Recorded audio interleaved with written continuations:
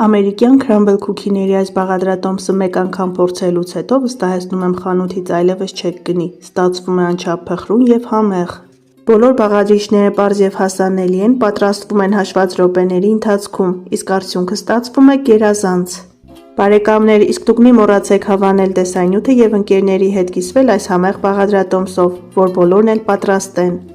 100 գրամ հալեցրած կարագի վրա ավելացնում ենք նույն չափ շաքարավազ, 1 պտղուն ծաղ և մի լավ խառնում ենք։ Կավելացնենք նաև 1 ձու, 1 թեյի գդալ փխրեցուցիչ, 160 գրամ ալյուր և կխառնենք։ Այս բաղադրատոմսով ստացվում է 9 մեծ կամ 12 հատ միջին չափի թխվածքաբլիթ։ Եթե ճիշտ վերցնեք բոլոր բաղադրիչները, ձեզ մոտ էլ կստացվի հիանալի արդյունք։ Գեղեցիկ, համեղ թխվածքաբլիթներ ստանալու համար մեզ անհրաժեշտ է չհալվող շոկոլադ։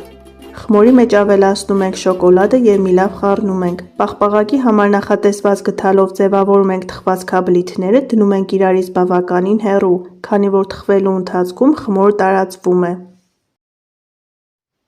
Ջեռոցը նախապես տաքացնում ենք 180 աստիճան, թխվում են 15-ից 20 րոպեի ընթացքում, իսկ վերջնական տեսքը ինքներդ գնահատեք, ստացվում են անչափ փխրուն և համեղ։ Բարի ախորժակ։